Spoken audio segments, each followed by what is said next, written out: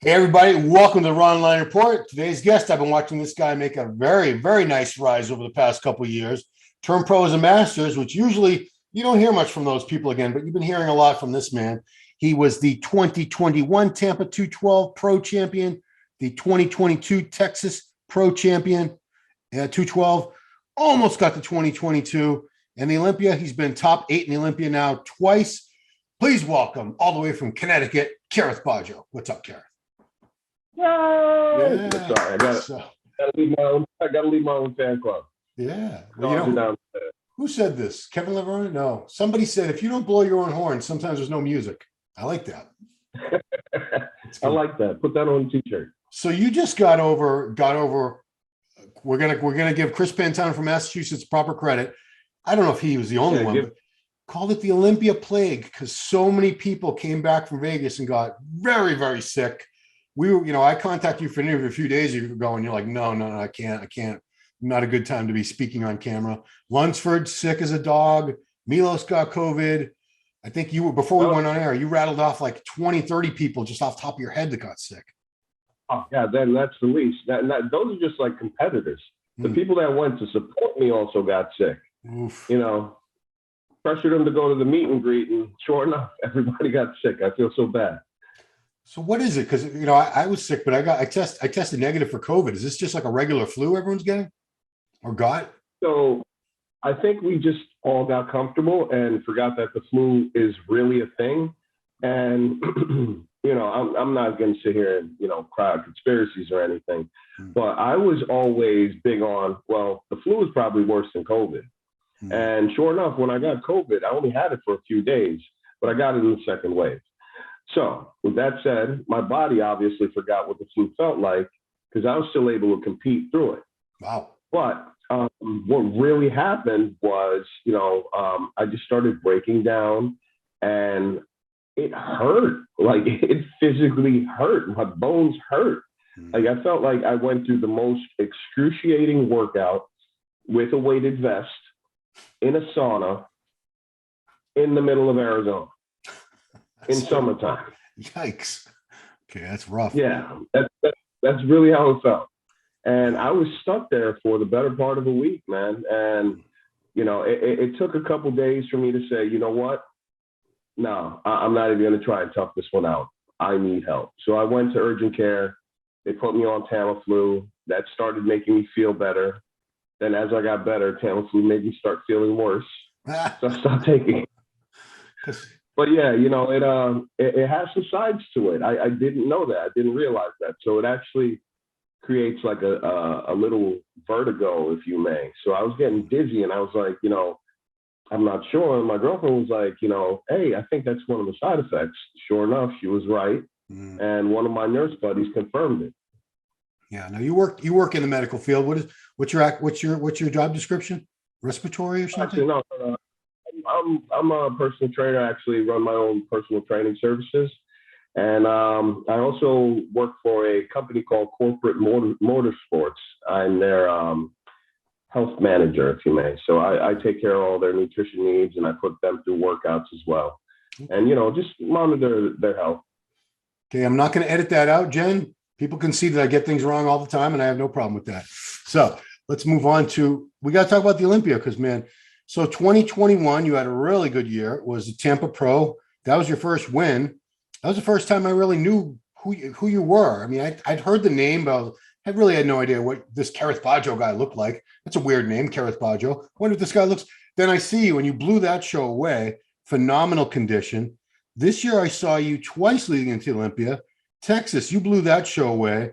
Where were you second to Keon in Tampa, right? At the Tampa Pro this year? Tampa. Yeah, and yes. Then we get to Olympia. So last year was your first Olympia. You were 8th place. You actually did better this year. Yeah, considering everything that quote unquote went wrong. I mean, you didn't look exactly the way you wanted to look, but you still managed to move up, which I think that says something about your potential. And man, so yeah, now I get to have the Olympia discussion. What happened? Because Instagram pictures, not just pictures, because pictures can be manipulated, but I saw videos too. Plenty of videos that you and Justin Miller posted Dude, you were looking crazy, like contest ready. I thought 4 or 5 weeks out and just bam, Diesel ready to. I thought you were going to be the surprise of the show and push Sean and Kamal. And, like we all thought Keon was going to be up there too. We didn't see Angel really. I don't know why we didn't see Angel coming because I guess he's in Spain. But yeah, you were one of the guys I thought was really going to push for the title this year. But you didn't end up looking quite like that once you got to the stage. So what happened, Kerrith? What happened? So, in truth, looking back, I think that we could have filled out a little bit more. I'm not going to say that we were flat because I know that wasn't the case. We could have actually filled out more, and we saw that at the night show. But leading into the show, Thursday before the meet and greet, we're just going through little touches, going through posing and things like that. And what I was noticing, I was getting quite fatigued and dizzy just out of nowhere. And when you're in contest prep, those things tend to happen to the body. You don't always, come off 100% and you're not always happy, so, I just credited it to being a normal prep and me being worn down before the feed up or the refeed, whatever you want to call it. Yeah. So we went through and, everything is all smiles and giggles, handshakes and, kissing babies, whatever. We didn't do that. No babies were harmed in the process. They didn't get the flu. Good. So, but, it kind of wore on me as the night went on. Then when we woke up, I felt good, but then when it came time to go to the expo center, me and my girlfriend have this thing where we always have, a little discussion. She asks me, how do you feel? And, usually I have a positive, affirmation after it. This time around, I was like, babe, I can't wake up. Like, I feel like shit, pardon my language, but that's really what the case was. And honest to God, I got to thank Eduardo over at Redcon. The Redcon booth wasn't even open yet, but I was able to grab a Total War. That gave me a little bit of energy. Shout outs to Redcon. That gave me a little bit of energy to get it through prejudging. And after that, I saw what I looked like. We decided let's feed, and we had 2 burgers, came back, and we looked better. So having done that, it really showed us that we kind of didn't full out. It wasn't a flat thing. Okay. And I think we're being cautious, but turns out that we were cautious at the wrong show. So when you say you weren't flat, but you could have been fuller, you were full, but not like 100% full. Like you could have pushed it a little more with the fullness. But, that's a tough call for a coach, for an athlete, because you don't want to take that chance of going for that little extra bit of fullness and spilling over, because then you're screwed. People don't realize how intricate, how tricky this is. Very tricky. I mean, who would have thought that having 2 burgers would be the answer? Yeah. Because, for the regular person, that's too much food. Right. Yeah. So. Did you have the buns? Yes. Oh, okay. That's a proper burger. People say I had a burger. I said, no bun. That's not a burger. It's a slab of meat, dumbass. But so I mean, all told, I mean, you still had a good showing. I do feel you could have been a little bit higher, but overall, were you and Justin? What was how did you rate the performance and the look once it was all said and done? Presentation still needs work, and that's one that I feel every competitor, unless you're a master poser, is going to battle with the length of your career. So presentation for me was a thing there. We worked on it, it got better, but like I said, I just couldn't get the engine going, man. It was tough, smiling and hitting those poses. And, not to toot my own horn, but seeing it in video and pictures, I'm like, knowing how I was feeling at the time, that's impressive. Yeah. Because you had the flu at this point, correct? Not diagnosed, but it was in the earlier stages. I knew something was off. Yeah. I thought it could have been possibly, food poisoning or just anything that would, cause nausea and just an off feeling. It wasn't tying in.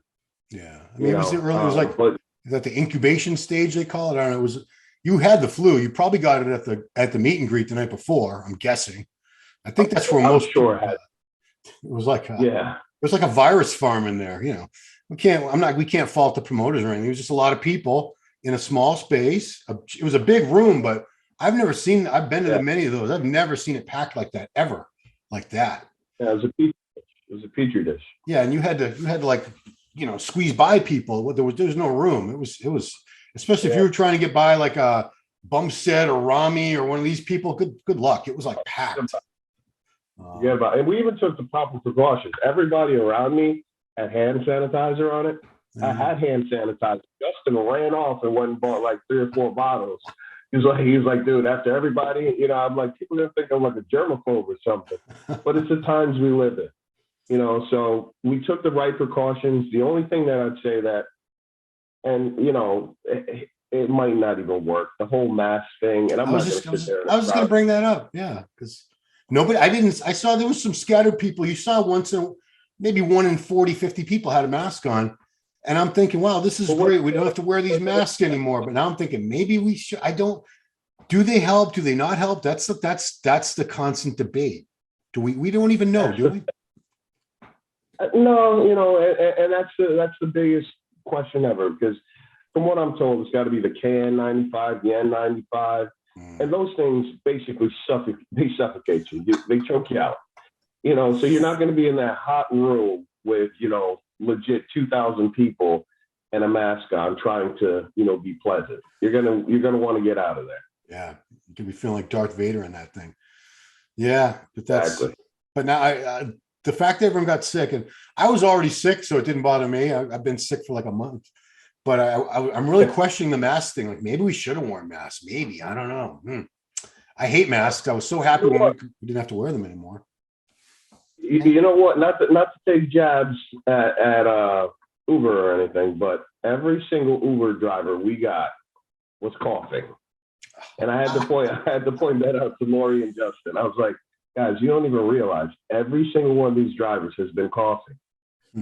So it could have been that, could have been the expo, could have been anything. It's just the perfect recipe to get sick.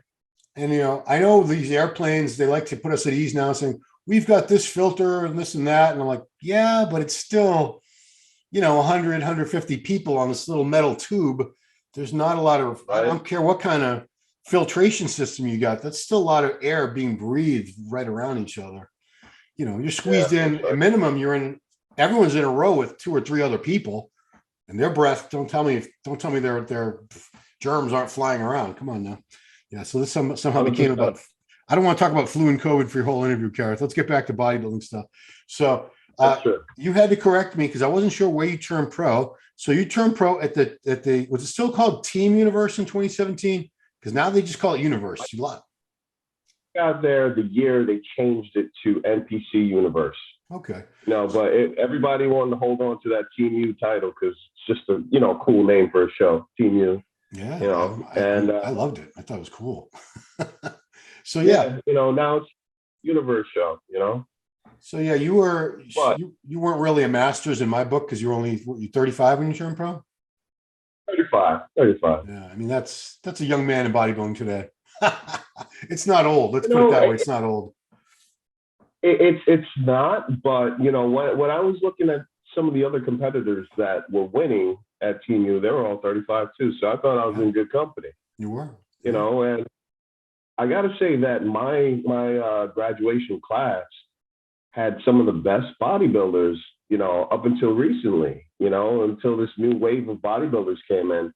That year, Team U, if you go back, you had Eddie Papiro. Who else? It's been such a long time. Forgive me, but you can go back. In fact, but the point is usually when people turn pro as masters, it means they weren't good enough to be in an open qualifier and turn pro, and they certainly don't belong on a pro stage. That is the case. That does bear true with the vast majority, because I came close to turning pro several times as a masters. I would have been a shitty pro. I'm fully aware I would have sucked ass as a pro, but you're an exception to that rule there's only three that I can think of. Josh Wade, did very well. Josh did that. He made it to the Olympia once. And of course, yourself in the 212, and the guy who won the 35. Actually, I think he was 40 and over when he won it in 2018 was Bo Lewis, who's also been top 10 in the Olympia with you. He's won a couple of shows now. So the tide is turning. It's a strategic thing, as you were saying, because, sometimes you can get beat at a national show. And then when you turn pro, those people who are beating you, they're like, somehow now they're nowhere near your level and they can't even get close to you. You're up at top 5 in pro shows and they're like, if they even use their pro card, which a lot of them don't, they're like third call guys. Yeah. I mean, what do you think about that? What do you think about people that turn pro and never even compete in one pro show? I understand, setting goals and wanting to achieve them. But then I look at it, I'm like, dude, that's a lot of suffering for naught, Yeah. But I understand why people have the drive to attain that pro card, and for some people that is their Olympia. Yeah. So I give it the respect it deserves because it's not an easy feat. Right. Well, however, me? Oh no, you give me that card, I'm gonna try and do something with it. You have done. I mean, that was you turned pro in 2017. What was your first pro show? What year? New York Pro 2018. Oh, so you didn't waste any time. It would have been an earlier show. And I had said this to Jose. This is actually one of the first times I met Jose was at Team Universe. And he was like, dude, you look phenomenal. Go do the Arnold. And I regretfully did not listen because that was the last year they had the 212 at the Arnold. Yeah. So, I took the advice of my coach. He's like, no, give it a few more months and we'll come back bigger, better, and we'll do Team Universe. Yeah. I'm sorry, not Team Universe, the New York Pro. New York Pro, yeah. So we did the New York Pro. We managed to get 8th there, which, was pretty good for my pro debut. I had a lot of big names in that lineup. It was Sean Clarita, Zane Watson, Ashkenani. Was that the year Ashkenani beat Eduardo and the place had like a riot almost? No, that was the year that I got 3rd. Okay. Gotcha. Yeah, that was a rough call. I should have been no lower than 2nd, but yeah. So Eduardo had half the entire crowd, so that's why that pandemonium broke out. Yeah. But he did look, in my opinion, he did look better than Ashkenani, hands down. On that day, absolutely. Yeah. I mean, Ashkenani at his best, he's very, very good. But when he's all smoothed out, no. Nobody looks good smoothed out. I'm sorry. Nobody. Not a good look. No. So, who wants to see a smooth bodybuilder, right? I go back to 1954 if I want to see that. But, man, so let's talk about I haven't broached the subject of the Washington Post articles in any way, shape, or form since all this started, because I didn't want to give them the attention. But I guess they got all the attention they're going to get anyway. So these were 3 articles that were strategically released at times to do the most damage to the Manions, the IFBB Pro League, and Wayne D'Amelia, who was used to run the IFBB back in the day. He's admittedly behind the whole thing. He wants to take the IFBB down. But one thing I saw was your coach and other coaches came under fire in the second of 2 articles where they tried to blame the coaches, the league and the coaches, for all the health problems the bodybuilders have had. And, people would, this is where I stand on the issue, and I want to hear your side of it.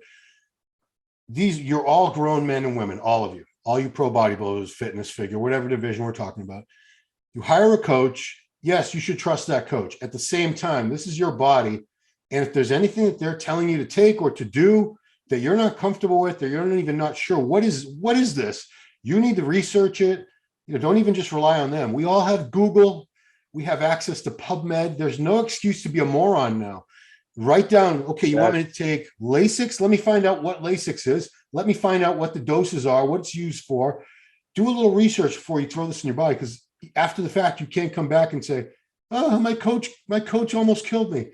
No, your coach, I do agree a coach should have some responsibility as far as not being reckless with the client's health, not doing whatever it takes to achieve a certain look. But their job is to make you look the absolute best you can. And I think a good coach will lay out the risks involved and give you the option. You want to do this or not? It's up to you. So tell me your experience or your stand on this issue, Kerrith, because I know you got an opinion. Well, I'm not going to shy away from this. But first off, I've had 3 coaches since I started bodybuilding, and none of them has put my health in jeopardy. That goes back to Chris Tuttle, Dave Palumbo, or Justin Miller. They might recommend something, but it's never anything dangerous from what we've ever, used in a prep. But that said, I've heard extremes. I can't speak for everybody, but the people that I choose to have in my circle have never put me in jeopardy. And, I kind of want to touch on it a little bit. They mentioned Justin in that article, and it's very misleading. It's very poorly reported, and honestly, it's crap journalism. Like, that's what I'll call it, straight up. And it seems like a power grab, but, at the end of the day, they're going to try and sell magazines, try and sell whatever.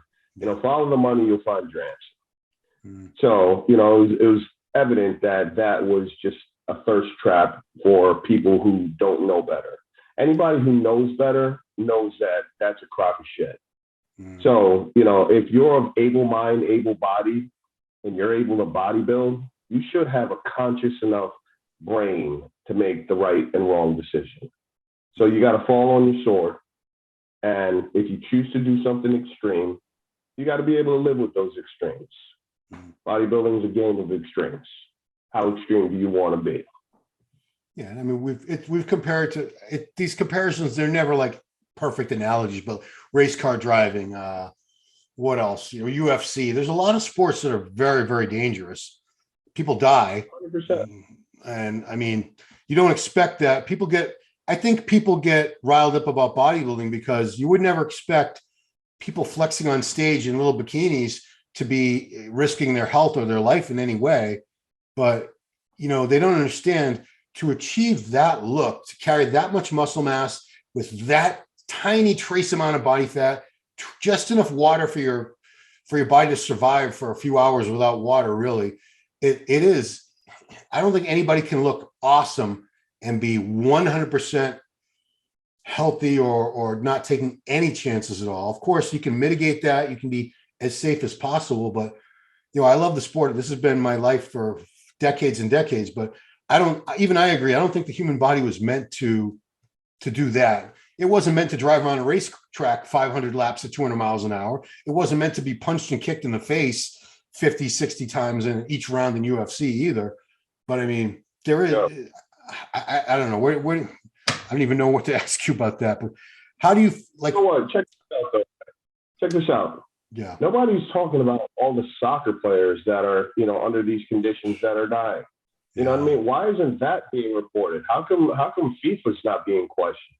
Why is the IFBB at the front of this, this agenda? And in all honesty, if you want to talk about, strength in numbers, those guys are, beating whatever bodybuilding does easily, basketball players. And this is pre, COVID, all that.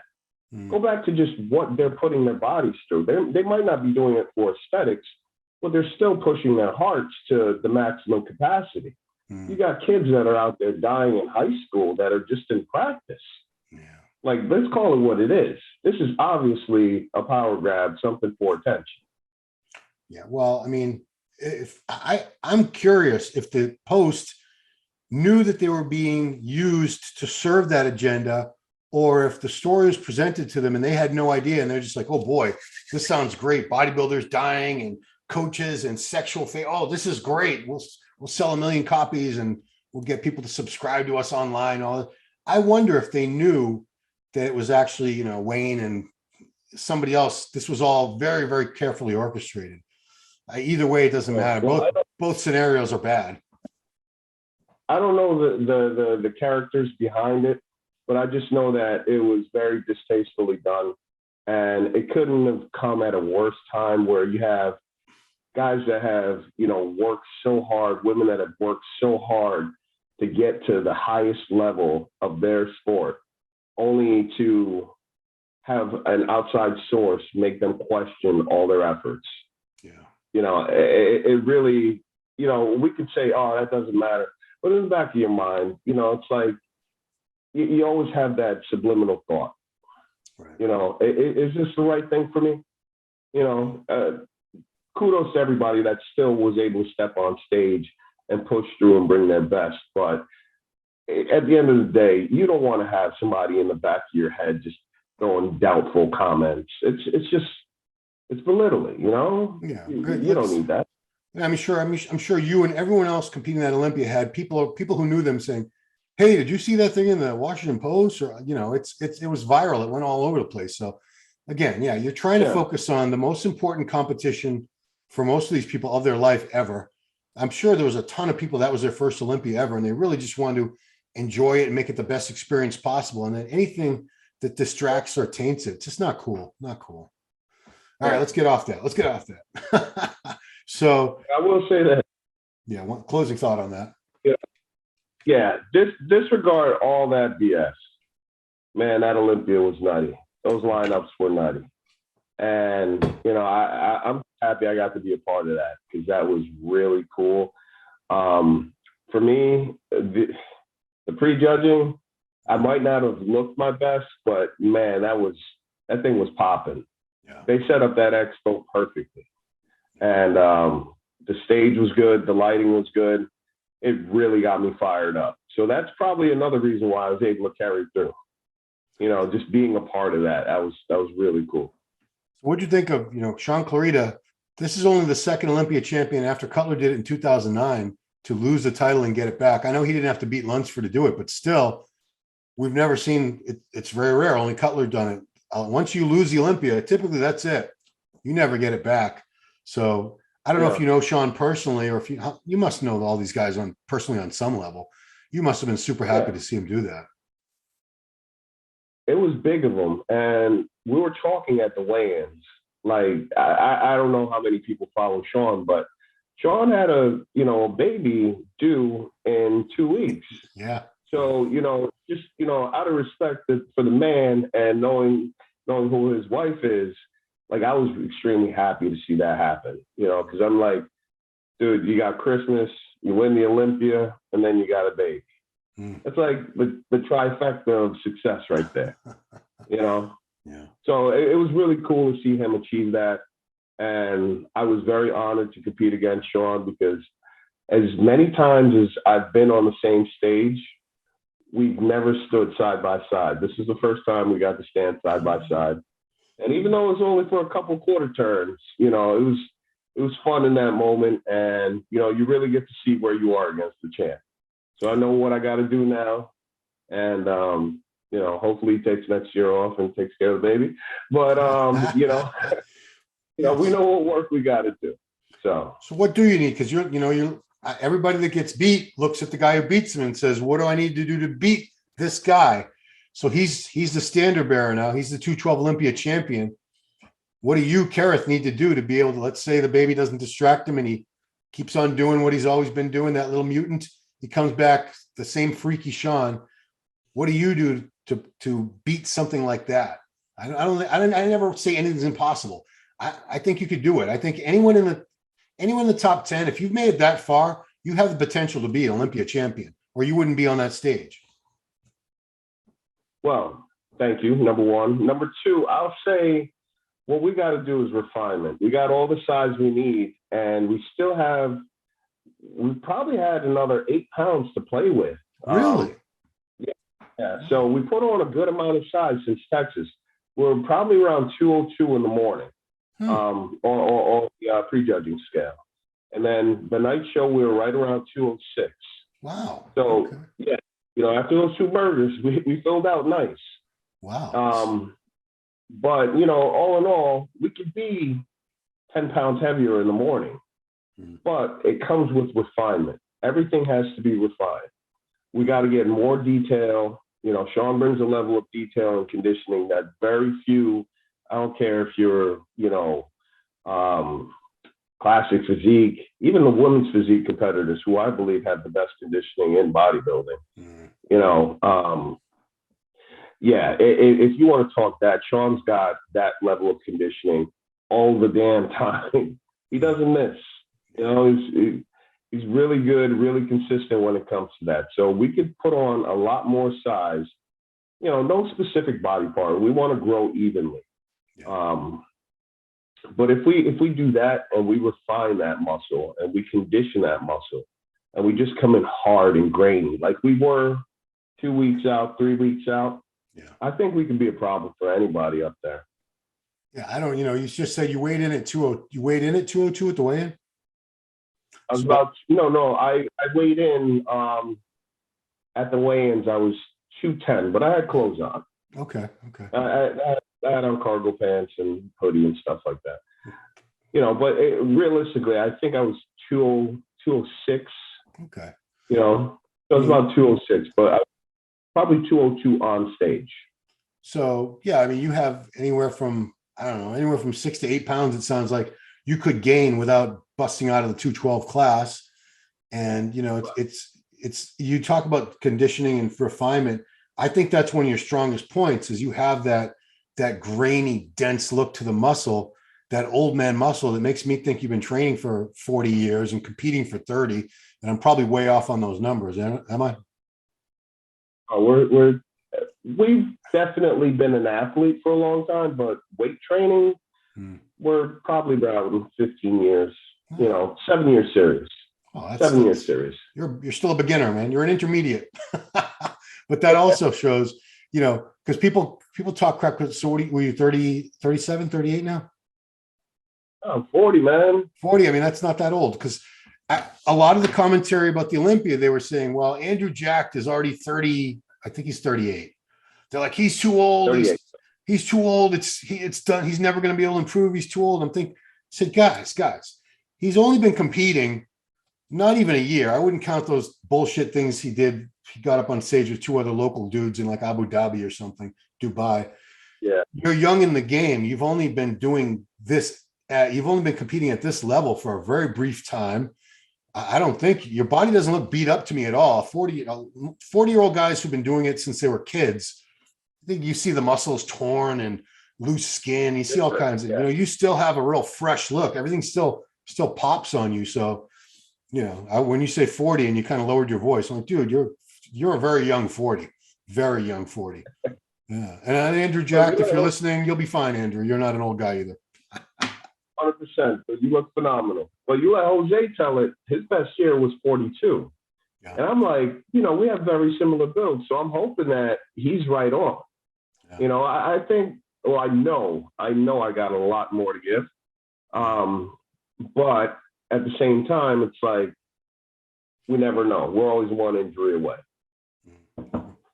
Yeah, knock on wood. For what it's worth, right now I feel good. Everything is working well, and we're just going to keep refining it. Like that's really the name of the game right now. It's not chase size. The size is going to be a side effect of my training and eating.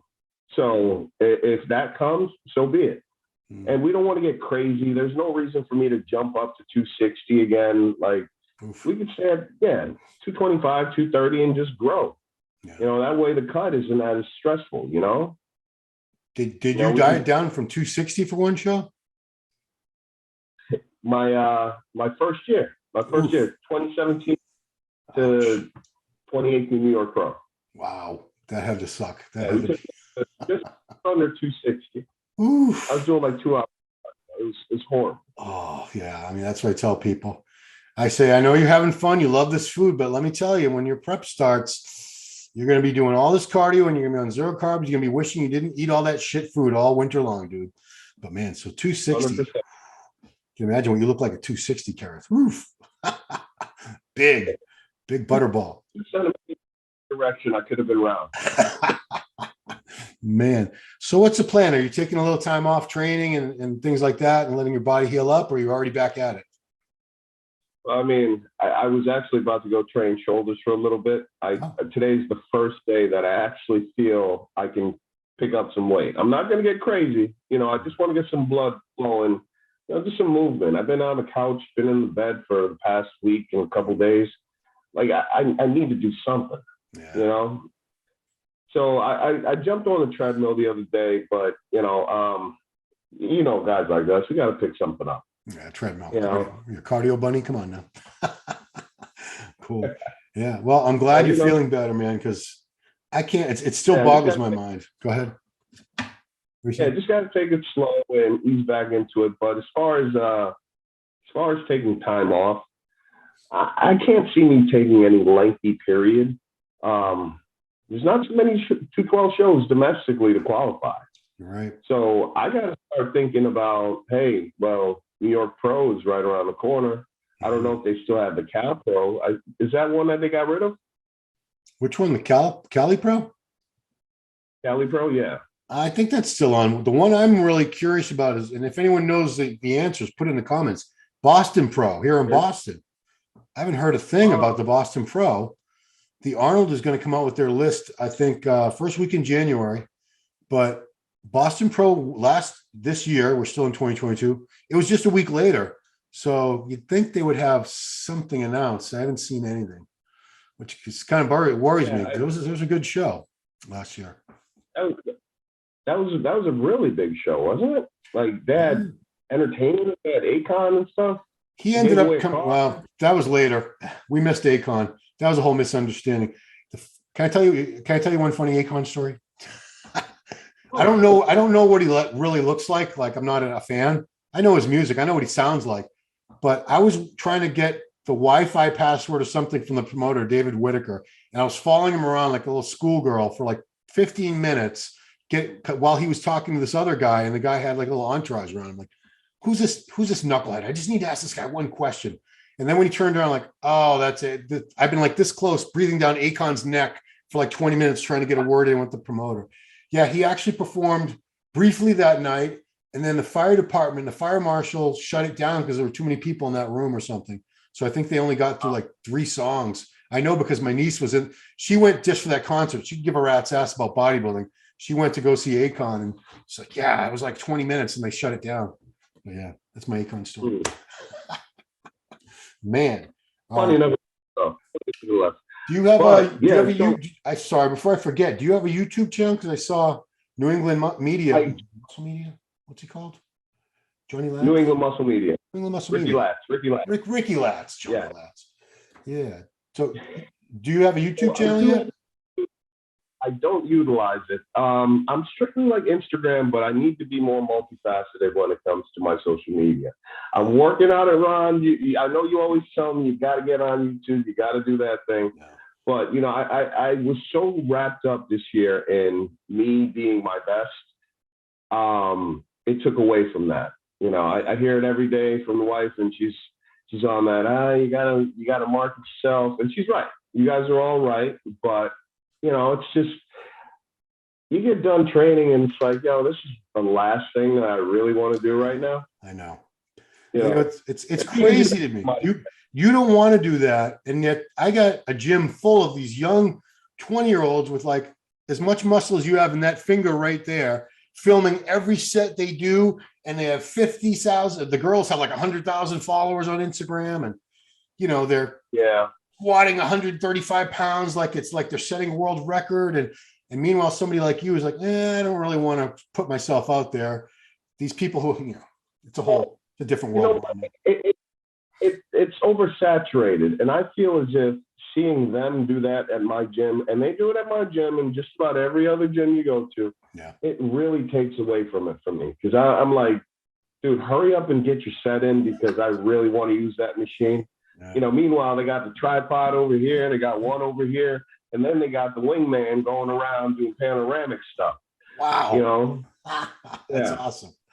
Shit. Yeah. You know, so it's tough seeing that and knowing that I hate that guy. I don't really hate that guy. Right. You know, you don't want to be that guy.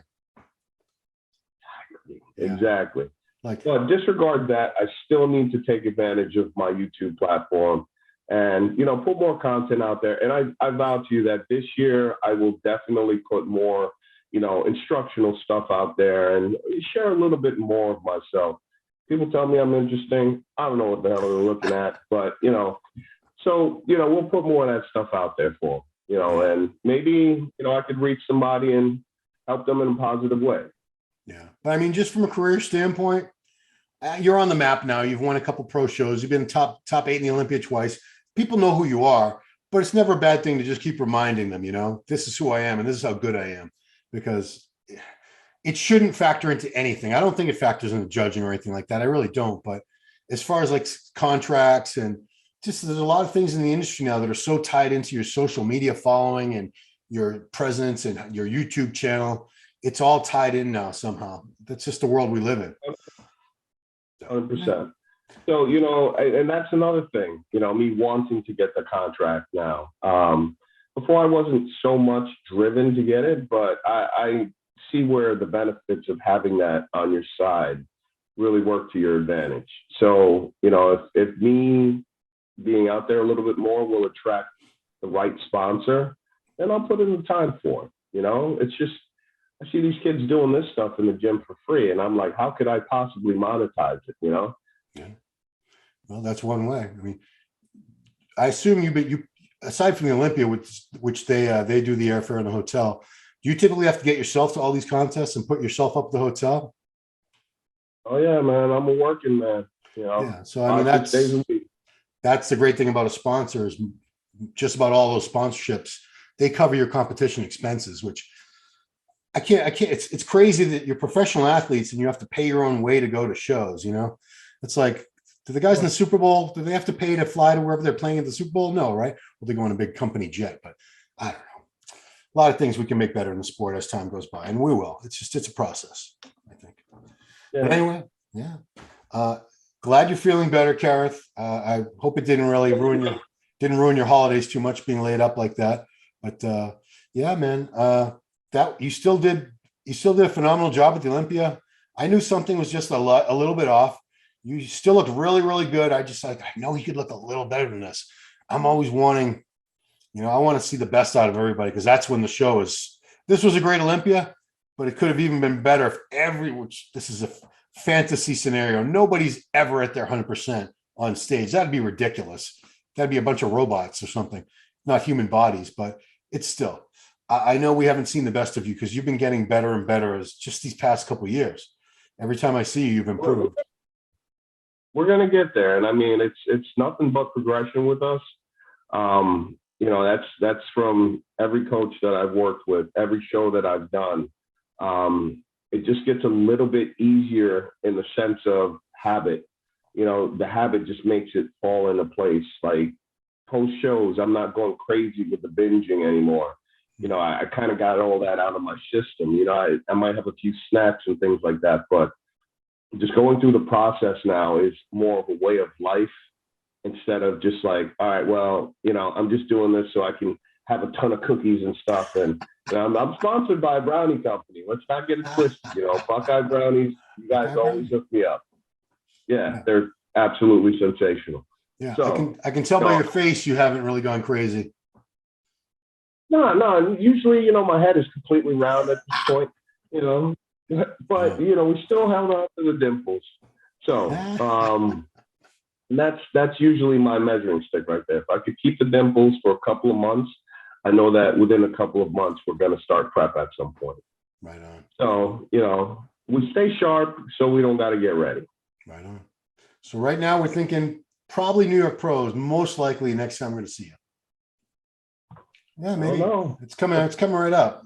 Time flies, man. Yeah. Jesus, time flies. Yeah. But, well, great job this year, man. Great job. You impressed me again, even more so than you had the year before. So you're only getting better, Kerrith. This is just the tip. You still have several more years where I think you're going to be at your prime and pinnacle. And who knows how far you're going to go? All the way to the top? We'll see. Yeah, you've definitely got the right mind for it. You got great physique, great support team behind you. So everything looks good, man. Everything looks good. Yeah. Thank you, sir. Thank you. All right. I think next year, this year was definitely a breakout year. Next year, I know is going to be an incredible year for me. Awesome. Cool. I'm calling my shot right now. I'm calling my shot right now. I'm gonna be Steph Curry. I'm shooting from half court, and this thing is dropped. You got to be confident, man. You got to be confident. Yeah, this is not a team sport. It's just you up there. You winning or losing. So, all right, let's wrap it up, guys. If you're not subscribed to this channel, what's wrong with you? Subscribe to the channel. Hit that notification bell up in the corner so you know when we have videos. Turn notifications on your phone. If you like the video, give it a like. That's a thumbs up thing you hit. Leave some comments here for me, for Kerrith. I'll go back and look at him. He might if he's like, if he really wants to see what people are saying about it. We'll see. And that's it. We thank you guys for watching. We're Ronline Report with this man, 212 sensation, Kerrith Bajjo. We'll see you next time. Out. All right, guys. Awesome, man. Thank you so much, Kerrith. Hey, did you like that video? Smash that like button, subscribe to MD, and please comment down below. Thanks for watching.